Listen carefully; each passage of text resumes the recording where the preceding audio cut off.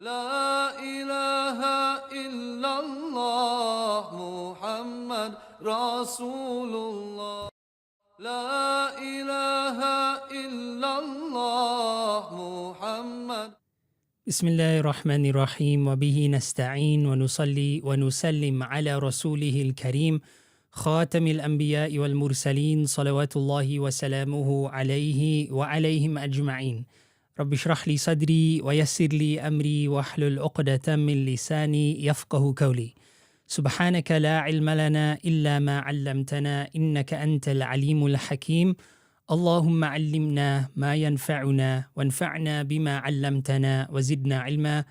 آمين برحمتك يا أرحم الراحمين. السلام عليكم ورحمة الله تعالى وبركاته. أهلا وسهلا ومرحبا بكم. I welcome you back to our live video answers session. We conduct this session according to the Shafi'i school. Our other sessions are predominantly according to the Hanafi school. I focus primarily on the questions I've received ahead of time. If you do have questions for us to address, you are welcome to send them forth via our Seekers Guidance answer service at seekersguidance.org.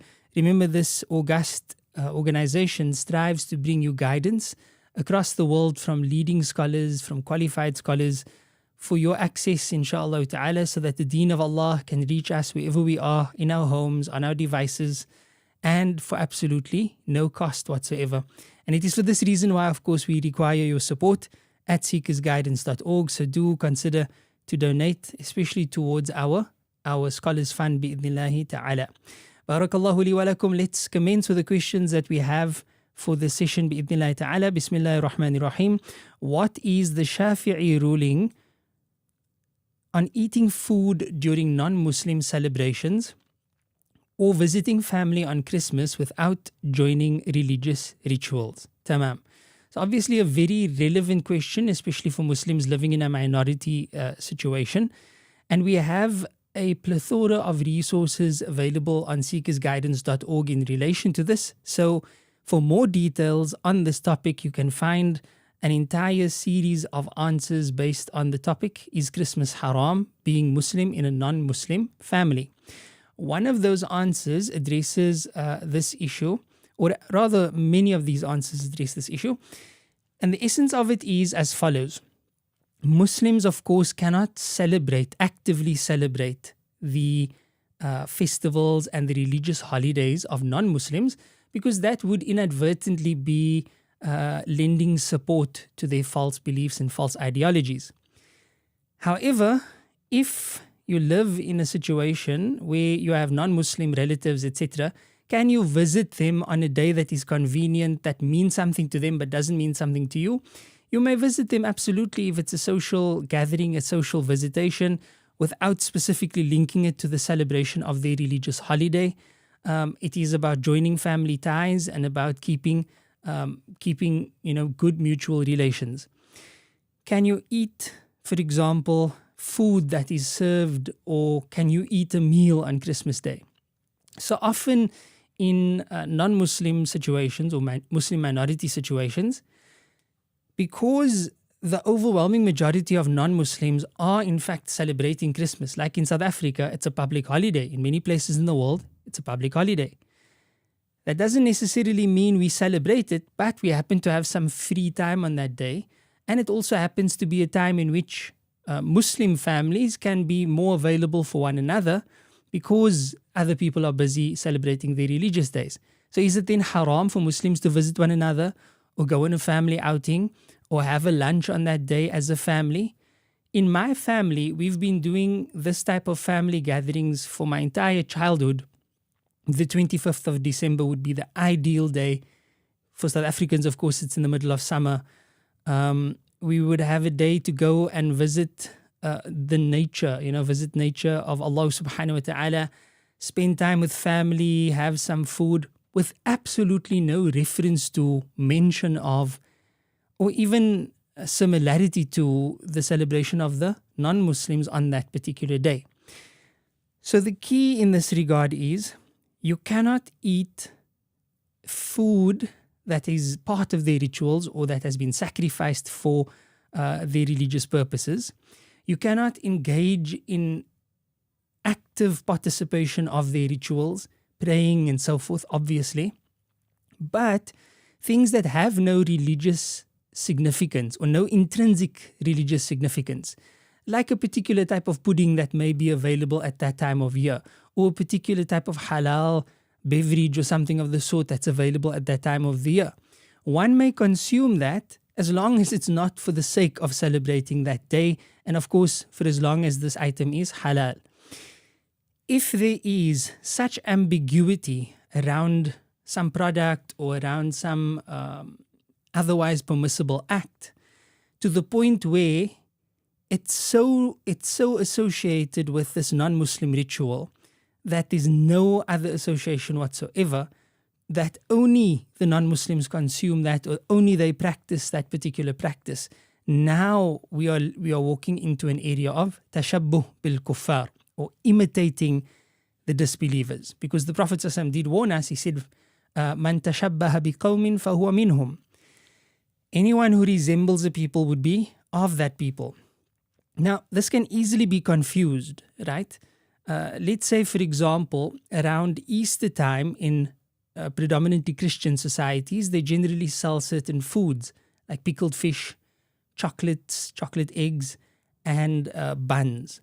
Now, if these products are halal and a Muslim consumes them without any association with the Christian reason for consuming them or for the Christian origin of them, then it's halal for this Muslim. But if there's such ambiguity and relations are such that, it's known that only Christians do a particular act, for example, in their rituals, like wearing a Christian priest's collar, mathalan, or wearing a crucifix, mathalan, or wearing another symbol that clearly represents Christendom or their religious beliefs, that's when you are imitating a people, and it is to the point of it being problematic. In other words, it is actually unlawful, and Allah subhanahu wa ta'ala knows best. So, when in doubt, stay without. But if there's no doubt, if there's no association whatsoever, then it's permissible, and Allah knows best. Tamam, we proceed insha'Allah ta'ala. Bismillah ar-Rahman ar-Rahim. Is holding gatherings with food and dua on the anniversary of a relative's death permissible and in accordance with the Sunnah? So let's take this one at a time, insha'Allah ta'ala. Is there significance to certain days after a person passes away that is accompanied by instructions or recommendations from the Quran or Sunnah that we should gather, make food, and supplicate in a particular way on those days? Bismillah ar-Rahman ar-Rahim. First and foremost, there is no Islamic significance for the first 40 days that is mentioned specifically in the Quran or in Hadith. The teachings of Islam recommend that family, especially immediate family, should mourn and be ready for mourning and mourning rituals and so forth, family visiting for mourning, for 3 days. For 3 days. Rasulullah sallallahu alaihi wasallam said, no one should mourn the death of a person but for 3 days. Tamam? Now, where does the 3 days, 7 days, 40 days, 100 days, etc. come in? For the most part, it appears to come from certain athar, certain teachings, sayings, etc., stemming back from the time of the tabi'een and other scholars, wherein certain narrations indicate that the person who passes away will be tested by Allah subhanahu wa ta'ala for these durations, and as a result, many have preferred the arranging of feeding on behalf of the deceased on those days, giving charity, and also the recitation of Quran and supplication for the deceased. So these are the closest to religious backing or religious support for these practices.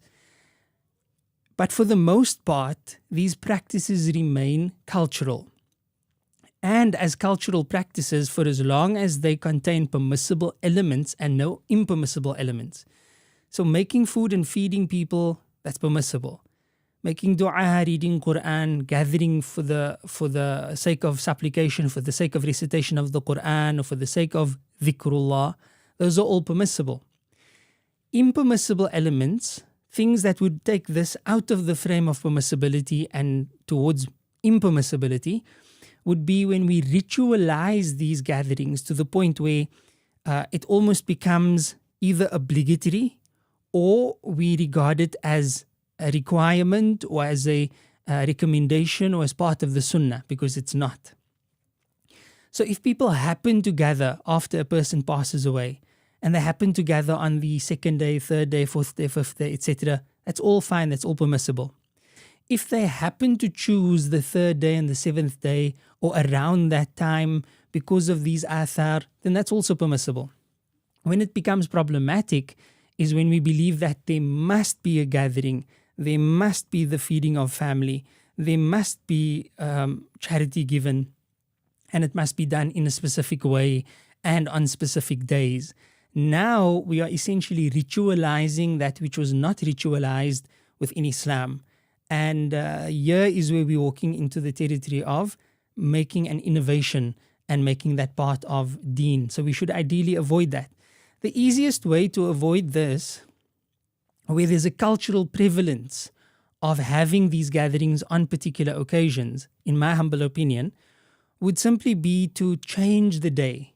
Right? So instead of doing it specifically on the third day and the seventh day, I find that you have a small gathering with family coming to recite, no specific invitation being sent out, for every day after the person passes away, up to about the seventh day or slightly over, simply just for the sake of recitation of the Quran, dhikr, etc., and not for mourning beyond 3 days. Then if people choose to host another family event about a month later or so, somewhere around the 40-day period, then that too would be permissible. But people should not become fanatical about, so when exactly is the third day and the seventh day and the 40th day? That's not part of our deen. Imam As-Suyuti, in his Al-Hawil al-Fatawi, he has a treatise on this particular issue, wherein he discusses remaining and going into the deceased house for 40 days in some parts of the Muslim world as a custom. But again, there is no specific religious intention of sunnah behind it, right? Then it's permissible. And this was practiced by some of our pious predecessors, and it has been mentioned in some prophetic, non-prophetic rather, athar, meaning not prophetic ahadith. Imam Tawus said the deceased will get tested by Allah for 7 days. For that, they should, who are still alive, arrange feeding on their behalf during those days. Ubaid ibn Umair said a believer and a hypocrite will face tests together in the grave. For a believer, he will get tested for 7 days, while a hypocrite will get tested for 40 days. Tawus said, indeed, people who have died are tested in the grave for 7 days, and they, the companions, Ridwanullahi ta'ala alayhim ajma'een, they loved to arrange to feed on their behalf, yani on the behalf of the deceased. And as mentioned, this is in Imam Suyuti's writing.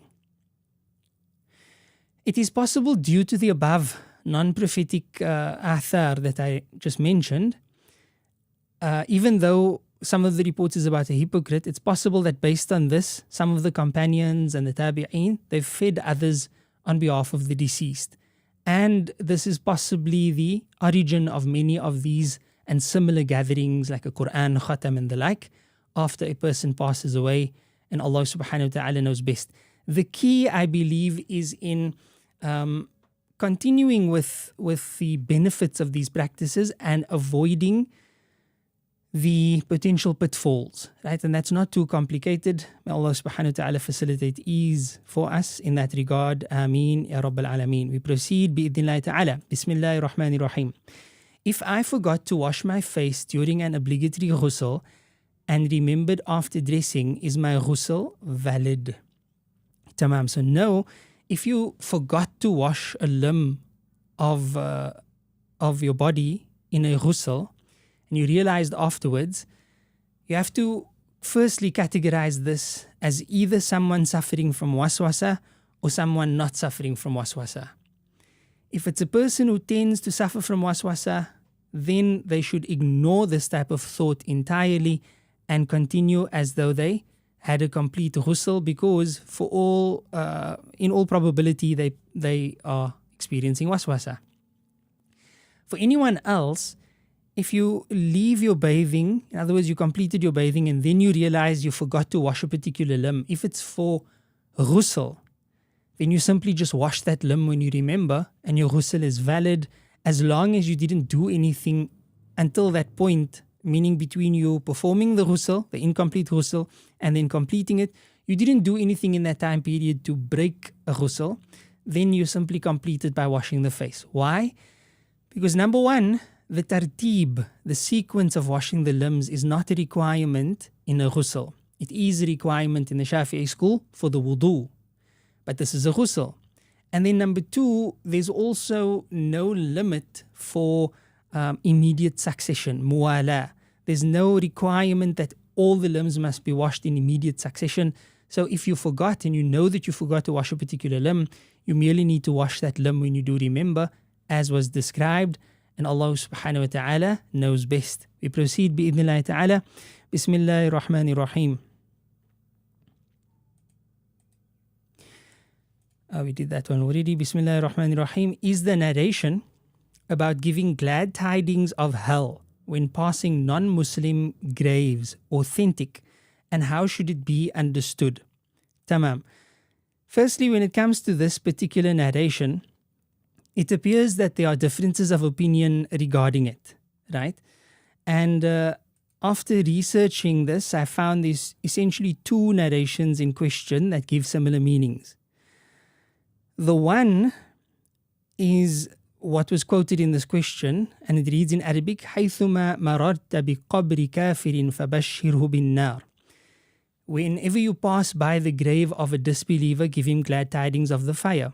The context of this is that a Bedouin mentioned his parents to the Prophet ﷺ, and saying that the parent did this good and he did that good and he joined family ties. However, he wasn't a believer. So the Bedouin asks the Prophet ﷺ, where is my father? And then the Prophet ﷺ told him that your father is in the hellfire.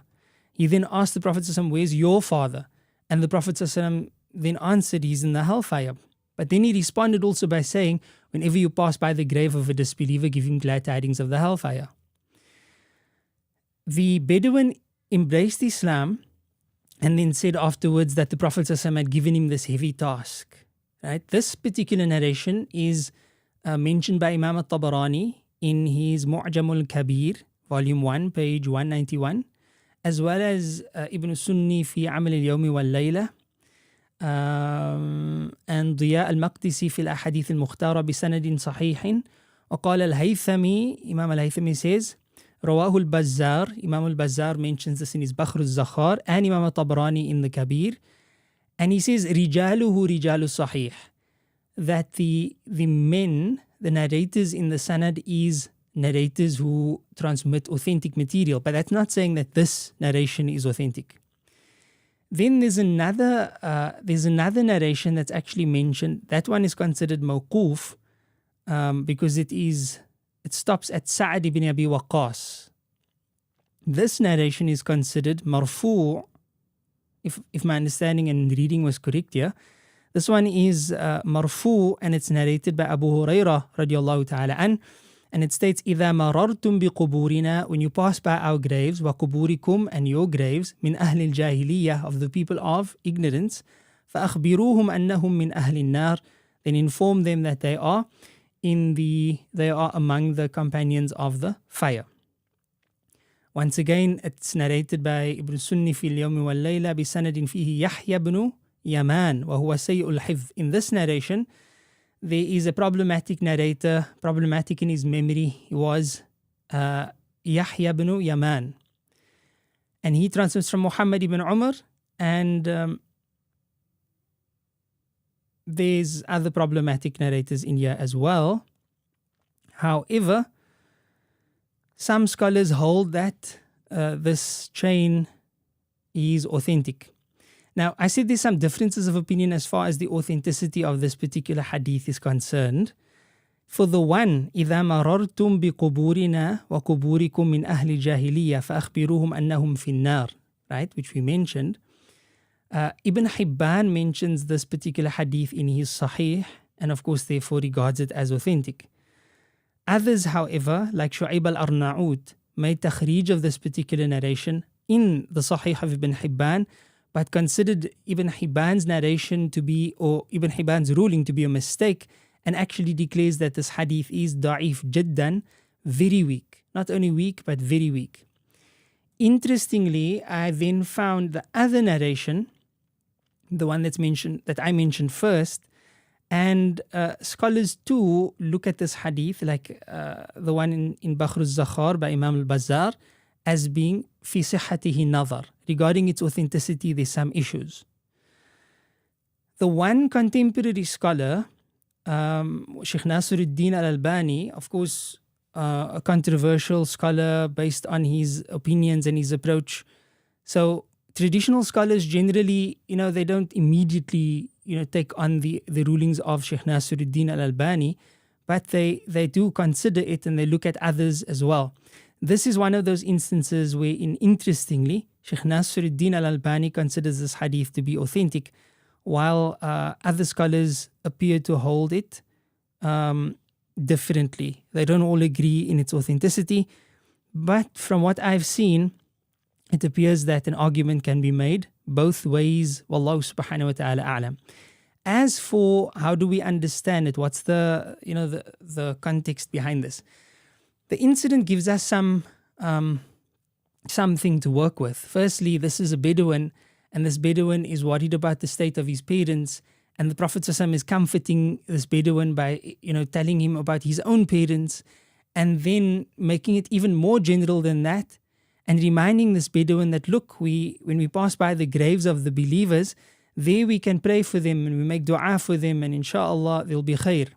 But when we pass by the graves of disbelievers, we can't pray for them. We can't ask Allah for mercy for them. And this is even if it's my parents or your parents. And I believe that's the context in which this narration should be understood. That assuming it's authentic, it appears that the Prophet ﷺ is actually comforting this Bedouin and making him feel better about the state of affairs. Because remember, the Quran says clearly, إِنَّكَ لَا تَهْدِي مَنْ أَحْبَبْتَ. You, O Muhammad, you can't guide whom you will. If there was anyone the Prophet ﷺ would have wanted to have faith or die on faith, it would have been his uncle, Abu Talib. But even there, the Prophet ﷺ didn't manage, from what we know, to successfully convert him. We don't convert. Not even Rasulullah ﷺ converts people. We only convey. فَإِنَّمَا عَلَيْكَ الْبَلَاغِ. Allah Azza wa Jal is the one who decides the outcome. As for Allah's outcome in the Akhirah, we know that Allah tells us, إِنَّ اللَّهَ لَا يَغْفِرُ أَن يُشْرَكَ بِهِ وَيَغْفِرُ مَا دُونَ ذَلِكَ لِمَن يَشَاءُ. Allah does not forgive that shirk be made with Him, that partners be made with Him. But He forgives whatever is less than that to whomsoever He wills. So based on this, if somebody passes away without faith, we unfortunately have to leave that person's fate up to Allah subhanahu wa ta'ala, and Allah told us what that person's fate is. Can we still hope that Iman was in their hearts when they passed away? Yes. Can we still pray that Allah forms Iman in their heart before they pass away? Yes. But you can't pray for them after they pass away unless you have clear evidence. You can't bury them as a believer unless you have clear evidence. So I believe that to be the context, and Allah subhanahu wa ta'ala knows best. We proceed bi'idhnillahi ta'ala with the next question. Bismillahir Rahmanir Rahim. May a woman shop online for her husband if the website displays male models, given that her intention is only to purchase the clothes? So in a similar way, if I wanted to purchase something for my wife and I went to the mall and I'm going there to purchase something for her, but of course there's people in the mall, there are other women in the mall, not all of them are dressed correctly, especially in a non-Muslim country. So would my going to the mall now become impermissible as a result of these other things that have nothing to do with my purpose there? Would my going to that shop or purchasing that item become impermissible as a result of the other people or their actions there? The answer is no. I'm not there for that. I'm not entertaining that. I'm not looking for that. I'm there for a specific purpose. The purpose that I'm there for, the action that I'm undertaking, that is lawful, and therefore my activity is lawful and I can do that. So if that applies in the physical world, the same thing applies in the online world.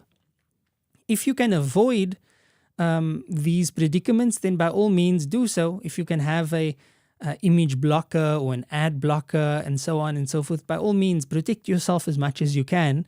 But the existence of unlawful images and sights and sounds that are not the central point of a particular place or particular action, that wouldn't affect what that central is. So for example, there may be some haram, there would definitely be some unlawful activities or products being sold at a mall, mathalan, but that wouldn't make my going there to the mall for a permissible purpose unlawful. As opposed to if there's a casino, right? It's primarily a casino, but then they happen to have some product that's being sold there that's permissible. Situations like this can be avoided entirely because the primary function of this place is unlawful, as opposed to the mall, right? The mall, the primary function is business. The casino, the primary function is gambling. So it's a big difference, and we should be able to navigate these real life situations accordingly. And Allah subhanahu wa ta'ala knows best. We proceed bi'idhnillahi ta'ala. Bismillahir Rahmanir Rahim. Is it permissible to lie to children in certain situations, such as when they ask about prayer times or menstruation? I'm not sure exactly how you propose a lie about prayer times or menstruation, but be that as it may, the question really is lying permissible at, under certain circumstances? So, Bismillahir Rahmanir Rahim. First things first, lying is a major sin in general, right? Allah says very clearly, Allah does not love those who lie. Lying is also a sign of hypocrisy. The Prophet ﷺ said very clearly, there are 3 signs. If a person has them, they are a hypocrite. One of them is when they speak, they tell a lie. So we should essentially always try to avoid lying because it's evil. However, there are certain situations in which lying is permissible, as outlined in Islam, mentioned by the scholars, indicated by texts and by our jurisprudence or sacred law. These include when lying is necessary to preserve or achieve legitimate Islamic objectives, whether for oneself or others, such as in times of war, right? The enemy says, or a spy says, look, where are you guys going to be seated? You say, no, we over there. But you're not going to be there. But this is for protection. To maintain the strength of Muslims and to deceive their enemies, right? There's a famous incident within the seerah of the person asking the Prophet and Sayyidina Abu Bakr who they were. And then they gave him an answer that wasn't entirely the truth, because this is a matter of war. And in war, deception is legitimate. Furthermore, to preserve family stability, if a pregnant wife who has a huge belly because, of course, she's pregnant, and she asks her husband, do I look fat in this dress? And he says, yes, I have to tell the truth, you actually do, you look huge. That's going to lead to qiyamah. But if he tells her that, no, you look absolutely stunning, you don't look fat at all, you look beautiful, now he's telling a lie. So that's another example of when you should not tell the truth, right? That's when you're being a bit too honest. And in maintaining community stability and resolve conflicts among people. You can go to Muhammad and tell Muhammad that Ahmad said he's such a good person because you heard that the two of them were having an argument, even though Ahmad said no such thing. And then you go to Ahmad, then you tell him that, Muhammad said he's so sorry about what happened earlier on, but he's just too shy to come to you and tell you, but he actually just wants to apologize to you. Maybe no such thing took place, but you can facilitate that for them to come together. Now, these are the legitimate circumstances in which lying is technically permissible. However, I want to add a word of caution in here, and that is because of the negative consequences of lying. Look, with warfare, it is what it is.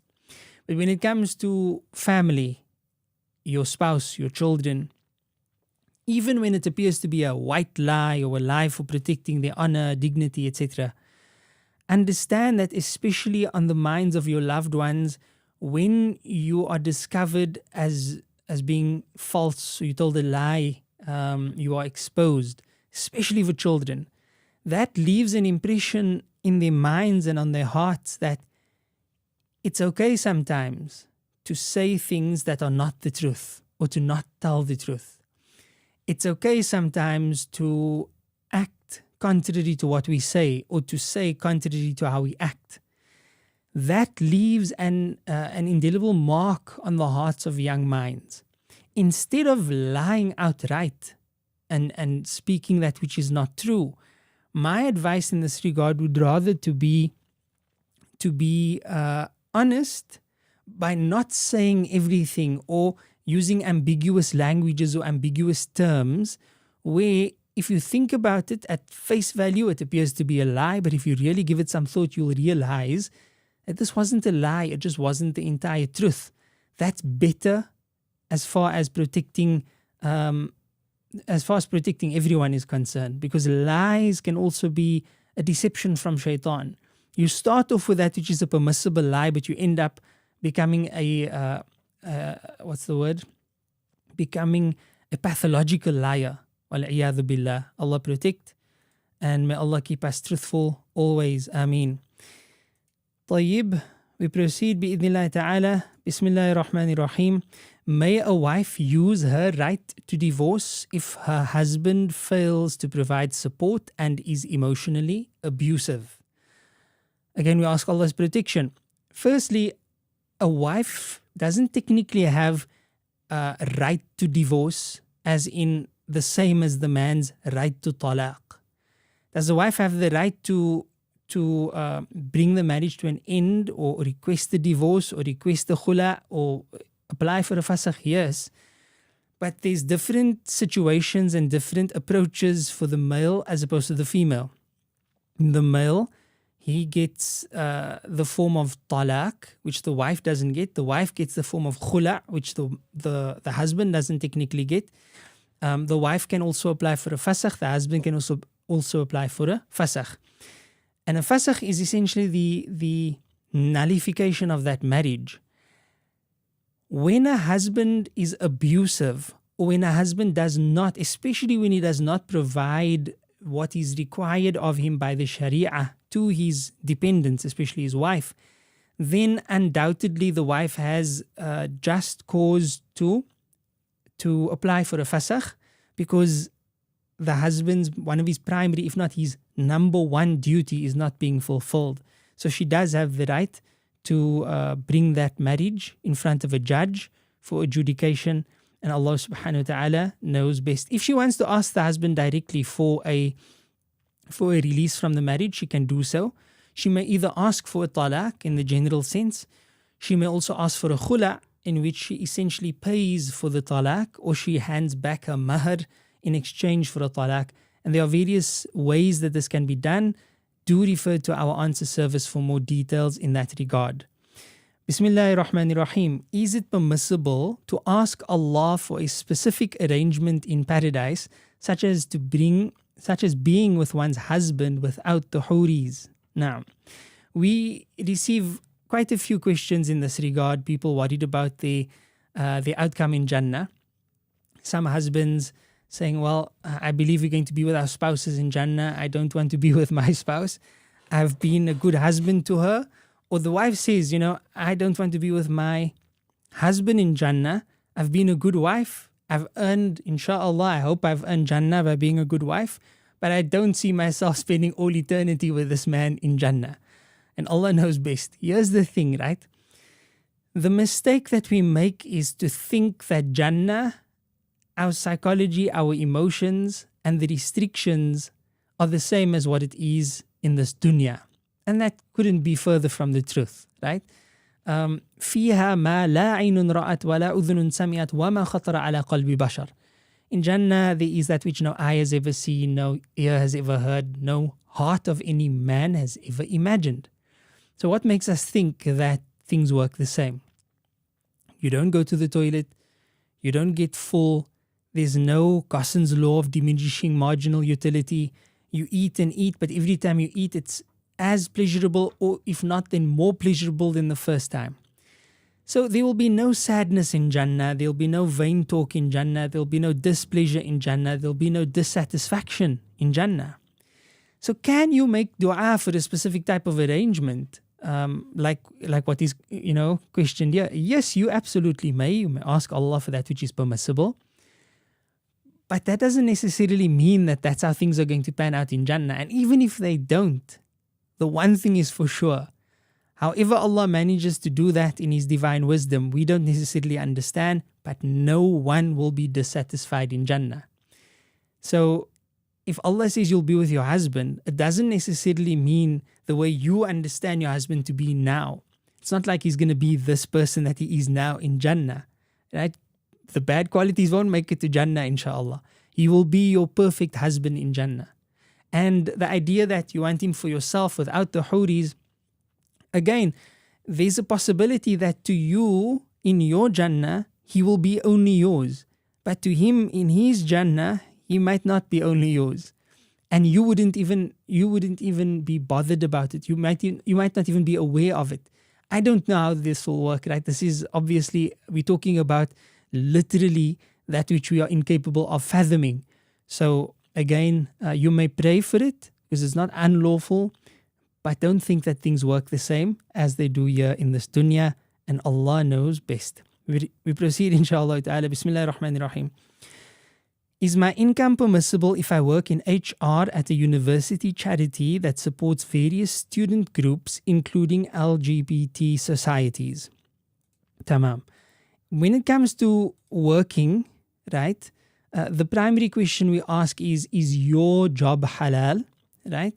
And is the work, the company itself, is the central core functionality of that company or that work, is that halal? And if that is the case, if your income is permissible, if your work is permissible and their primary functionality is permissible, then your income is permissible, inshallah. As long as you are not directly or indirectly involved in promoting, managing, facilitating, or related matters to any activity that is unlawful in Islam. Tamam? Now, if you are directly or indirectly involved in, like I said, promoting, managing, or facilitating unlawful activities, then in the Shafi'i school, it's a bit more strict in that تعاونوا على البر والتقوى ولا تعاونوا على الإثم والعدوان. Assist one another in righteousness and piety, do not assist one another in sin and transgression. That is taken whether it is direct or indirect assistance in sin. Whereas for the Hanafi school, direct assistance in sin would be regarded as impermissible, whereas indirect assistance in sin may be permissible. So if you find yourself in a situation such as that, there may be flexibility between those two madhahib, but generally speaking, from your description, my understanding of your task and your company, it appears to be permissible for as long as your own work in and of itself is permissible. Remember that according to sacred law, your earnings are judged by the work you do and the core function of the work of the people you work for. Not by everything and anything that your employer or fellow colleagues or the building, etc., happens to do or be associated with. Tamam? And this is critical, especially in a contemporary minority situation, where more often than not, businesses, companies, places of work, they are not 100% in conformity with the Sharia. There are often going to be unlawful elements throughout, whether it be in the building, by the employers, by the employees, activities that happen at work, pictures, people, dress code, etc., etc., etc. One always looks at the core function of where you're working and who you're working for, as well as your core function at work. That would determine its permissibility. If you are unsure, if you find that there's something that you still doubt, it's best to seek direct guidance with more specifications directly from a scholar, especially a scholar locally who can understand your context and understand your company as well. And Allah subhanahu wa ta'ala knows best. We proceed, inshaAllah ta'ala. Is the hadith, the sin of the scholar is one and the sins of the ignorant are two, authentic, and what does it mean? So I had to check this hadith. The first time I came across this hadith in this question, it doesn't appear in any of the Sihah Sitta, but I did manage to track it down to a source that when this is its only source, generally students of hadith know it's probably going to be a problematic hadith. And that source is Ad-Daylami's Musnad al-Firdaus. Tamam? The hadith is actually attributed to Ibn Abbas, and it says, Dhambul alim wa dhambul jahil dhamban. The sin of the alim, the sin of the ignorant person are two. Al-alimu yu'adhabu ala rukubihi. The alim will be punished for his committing of the sin. That's one sin. Wal-jahilu yu'adhabu ala rukubihi dhamb wa tarki al-ilm. But the ignorant person will be punished for committing the sin and also for not seeking knowledge. Tamam? This hadith is not only weak, but many scholars have regarded it as very weak, right? Because in the chain there is a matruk, an abandoned transmitter. That particular transmitter is Juwaybir ibn Sa'id. Imam al-Dhahabi said about him, قال الدارقطني, that Imam al-Daraqutni said, وغيره, as well as others of the major hadith critics, matruk, that he is abandoned, he is very weak. And that can be found in Faydul Qadir. In fact, this hadith technically goes against the idea that the ignorant person, now ignorance is not an excuse in Islam. You have to learn. But the person who knows and perpetrates a sin despite his knowledge would technically be perpetrating a graver sin than the person who doesn't know and acts out of ignorance, right? And this hadith is kind of saying the opposite of that, but it's very weak, so there's no consideration for this hadith unless we just quoting it to state that it's very weak, and Allah subhanahu wa ta'ala knows best. Barakallahu li wa lakum, jazakumullahu khairan. Until next time, inshallah ta'ala, please do send your questions into the Seekers Guidance Answer Service. Do donate towards our august organization so we can bring you more guidance for free around the world bi'idhnillahi ta'ala. Jazakumullahu khairan again. Wa sallallahu ala Sayyidina Muhammad. Subhanallahi wa bihamdihi. Subhanakallahumma wa bihamdik. Nashhadu an la ilaha illa anta nastaghfiruka wa natubu ilayk. Assalamu alaikum wa rahmatullahi wa barakatuh. La ilaha illallah Muhammad.